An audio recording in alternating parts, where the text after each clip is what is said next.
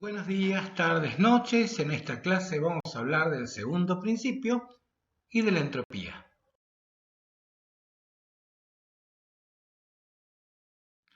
Vamos a hablar sobre qué es la entropía, qué tiene que ver la entropía con las máquinas térmicas, qué es un proceso reversible y qué es un proceso irreversible, y qué tiene que ver todo esto con el orden y el desorden.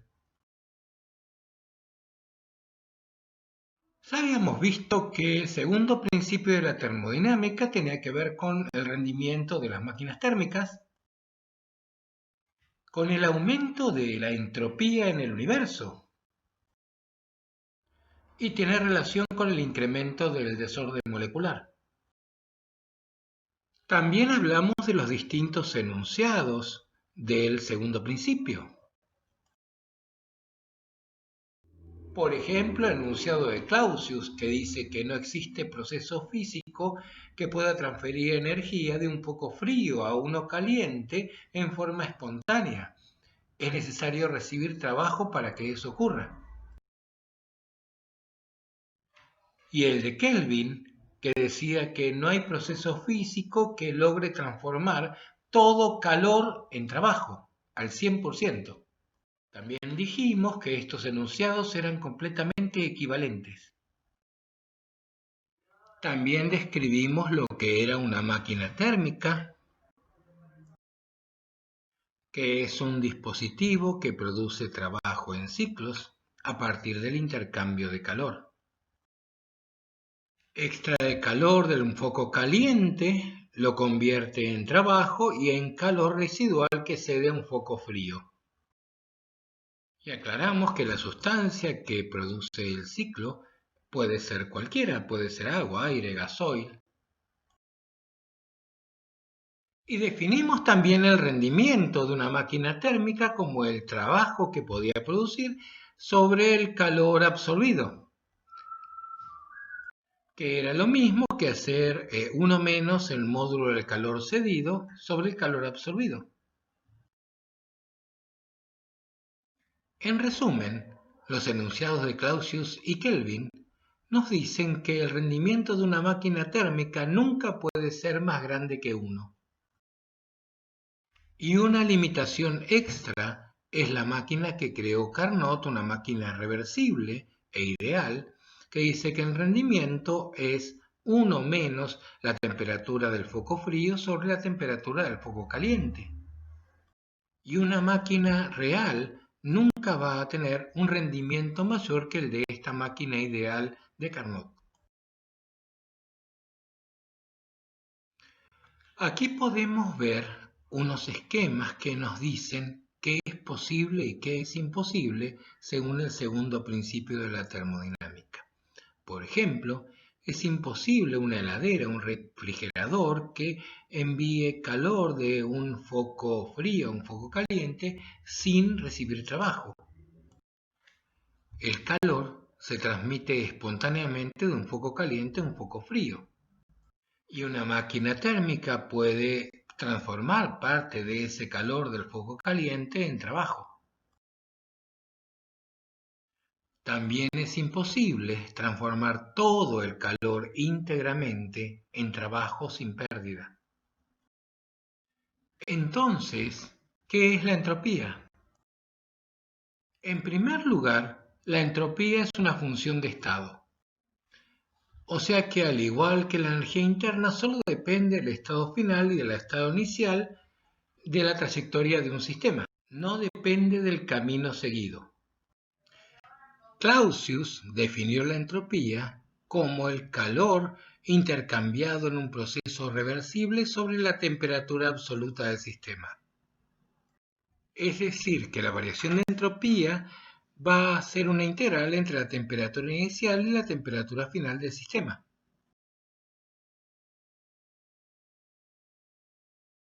¿Pero qué es la entropía? La entropía se puede pensar como una medida del desorden de un sistema. Es interesante que un enunciado completamente equivalente a los anteriores del segundo principio dice: la entropía del universo siempre aumenta, o sea, el universo está cada vez más desordenado.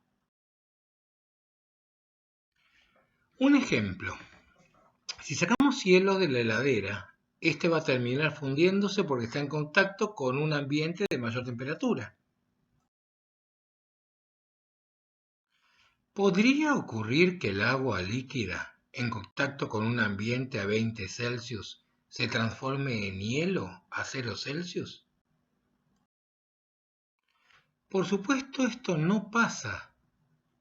Sin embargo, no violaría el primer principio de la termodinámica, conservaría la energía del universo.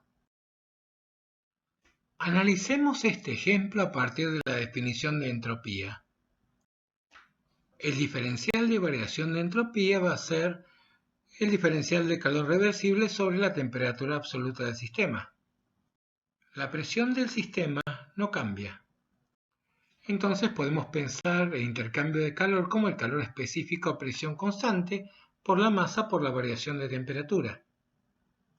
O más sencillamente, si consideramos que cuando el hielo se derrite no varía su temperatura, el cambio de entropía del hielo va a ser la masa de hielo por el calor específico de fusión sobre la temperatura en la que se funde. Pero ¿qué pasa con la variación de entropía del ambiente? Podríamos decir con buena aproximación que cuando el hielo se funde, el medio ambiente no cambia significativamente su temperatura. De manera que la variación de entropía del ambiente va a ser la masa de hielo por el calor de fusión del hielo sobre la temperatura del ambiente. Claro, hay que tener en cuenta que la variación de entropía del hielo es positiva porque el hielo está recibiendo calor, mientras que la variación de entropía del ambiente es negativa porque está entregando calor para que el hielo se funda.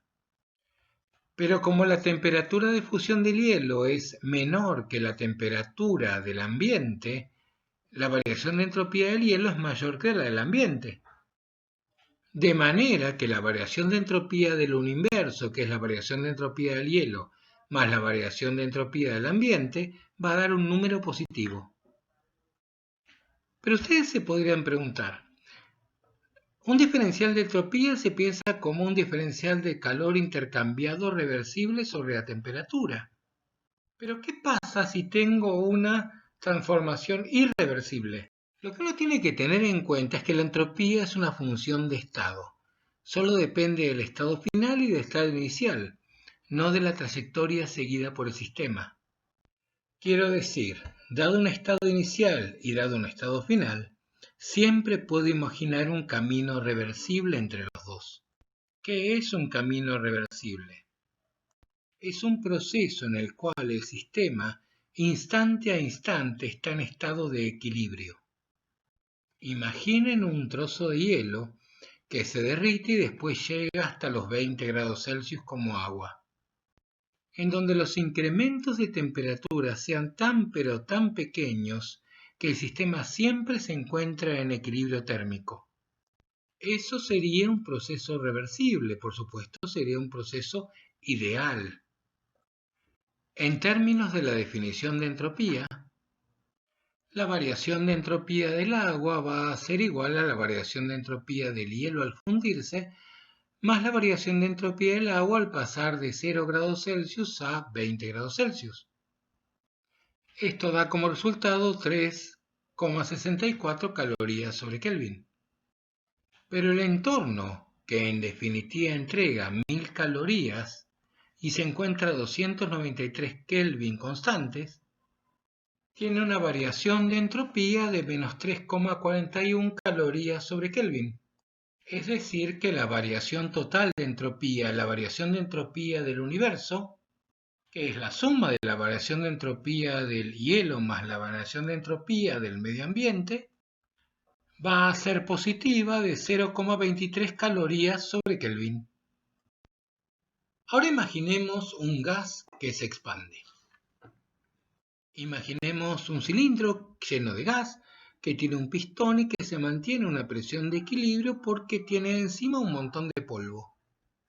Imaginemos que sacamos de arriba del pistón una partícula de polvo y esperamos a que el gas entre en equilibrio. Cuando entra en equilibrio sacamos otra partícula de polvo. y así sucesivamente hasta que alcanza la presión final. Por supuesto, este proceso tardaría un tiempo enorme. Un proceso ideal reversible tardaría un tiempo infinito. Si suponemos que todo el proceso es a temperatura constante, entonces la variación de energía interna va a ser cero. Es decir, que el calor va a ser igual al trabajo. Entonces la variación de entropía del sistema va a ser trabajo sobre temperatura, o 1 sobre temperatura por la integral entre el volumen inicial y el volumen final de la presión diferencial de volumen. Suponiendo que el volumen final del sistema es el doble del volumen inicial, y usando la ecuación de estado del gas ideal, es fácil ver que la variación de entropía del sistema va a ser de 3,99 joules sobre Kelvin. Lo sorprendente es que en un proceso reversible, la variación de entropía del medio va a ser menos 3,99 joules sobre Kelvin. O en términos más simples, la variación de entropía del universo va a ser cero. Y esto es válido para cualquier proceso reversible. Un resultado interesante es que se obtiene de una máquina de Carnot. Como la máquina en sí misma hace un proceso cíclico, la variación de entropía tiene que valer cero. Pero la máquina recibe calor de una fuente caliente a una temperatura caliente y elimina calor a una fuente fría a una temperatura fría. Por lo tanto, el calor que recibe de la fuente caliente sobre la temperatura caliente menos el calor que recibe de la fuente fría sobre la temperatura fría me tiene que dar cero, la variación de entropía. En clases anteriores vimos que en una expansión libre de un gas contra vacío no había variación de temperatura.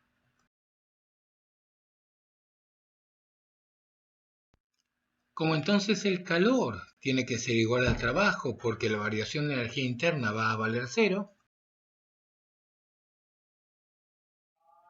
resulta que la variación de entropía va a ser nuestra ya conocida fórmula número de moles por la constante de los gases por el logaritmo del volumen final sobre el volumen inicial.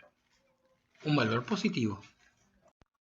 Supongamos ahora una habitación mantenida a 20 grados Celsius mediante un calefactor. Supongamos que esta habitación pierde a través de las paredes 500 calorías sobre minuto hacia el ambiente exterior que es de 0 Celsius. El exterior recibe 500 calorías sobre minuto con una temperatura de 273 Kelvin. El interior pierde 500 calorías sobre minuto con una temperatura de 293 Kelvin. De manera que la variación de entropía del aire en la habitación va a ser de menos 1,7 calorías sobre minuto Kelvin, mientras que la variación de entropía del aire exterior va a ser de 1,83 calorías sobre minuto Kelvin. Como era de esperarse, la variación de entropía del universo, que es la suma de la variación de entropía del aire en la habitación más la del exterior, va a dar un valor positivo de 0,13 calorías sobre minuto Kelvin. Sabemos que todo sistema tiende al equilibrio. Lo interesante es que el equilibrio tiene que ver con el desorden. Cuando la entropía crece, aumenta el desorden molecular, aumentan las distancias entre las moléculas, aumentan los movimientos moleculares, la distribución en el espacio de las moléculas se hace más uniforme y hay una pérdida en el alineamiento o disposición regular de los átomos en el caso de un sólido, por ejemplo. La materia tiende a dispersarse y también se dispersa la energía. Es frecuente decir que el calor es una forma de energía desordenada. Tanto la energía como las partículas tienden a distribuirse uniformemente. La entropía tiene mucho que ver con el concepto de probabilidad. La entropía define lo que se llama la flecha del tiempo.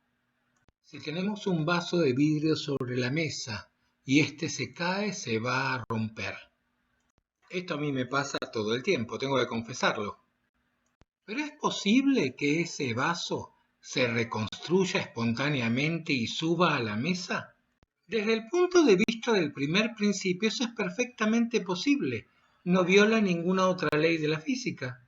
Sin embargo, ¿cuál es la probabilidad de que eso pase? Para que el vaso se reconstruya, mejor siéntense porque supongo que deben esperar un tiempo del orden de la edad del universo, calculo. Porque hay un solo modo en que el vaso se puede reconstruir y subir a la mesa. Y sin embargo, hay un número gigantesco de maneras en que se puede romper. El físico austríaco Ludwig Boltzmann, en el siglo XIX, logró definir la entropía a partir de la mecánica estadística. La definió como un número k, llamada a partir de ahí la constante de Boltzmann, multiplicada por el logaritmo del número de formas posibles en que se puede ordenar el sistema. Bueno, hasta acá, ¿cómo se sienten?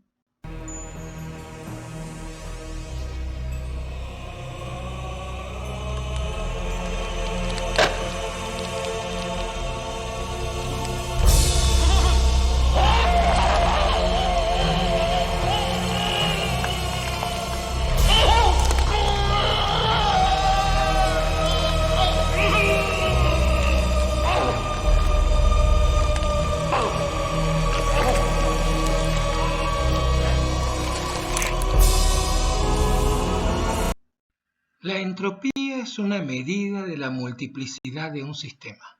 Es decir, la entropía es proporcional al número de maneras en que puede aparecer un determinado estado. En términos simples, imaginen una caja que tiene bolitas numeradas del 1 al 50. 1, 2, 3, 4, 5, etc. El contenido de la caja va a estar ordenado si las bolitas una al lado de la otra están correlativamente 1, 2, 3, 4, etc. De hecho, podríamos decir que hay una sola manera en que el contenido de la caja va a estar ordenado. Pero hay muchas maneras en que el estado de la caja va a estar desordenado. Si sacudo la caja, es mucho más probable encontrar un estado desordenado que un estado perfectamente ordenado. Esto mismo ocurre en los estados microscópicos de un sistema, es decir, los posibles estados en que se encuentran sus átomos o moléculas. Esto nos permite un nuevo planteamiento de la segunda ley de la termodinámica. La entropía de un sistema cerrado nunca disminuye, siempre aumenta. Podríamos decir, como lo he enunciado del segundo principio de la termodinámica, que cualquier sistema espontáneamente va a tender hacia su equilibrio, que es su condición de máxima entropía.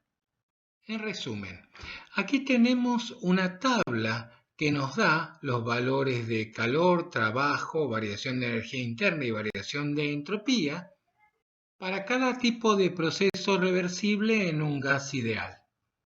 Dicho de otro modo, esto es lo que se tienen que imprimir y llevar como machete en cualquier examen de este tema.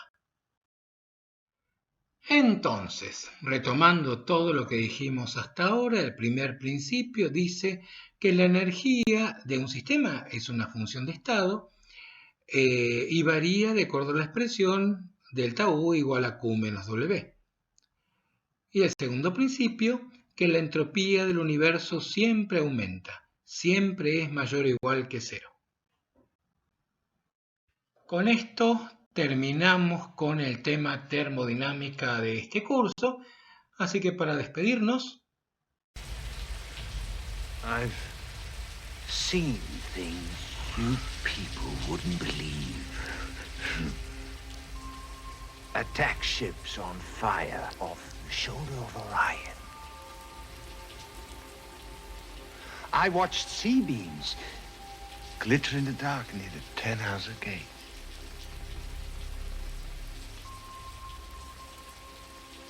All those moments will be lost in time, like tears in rain.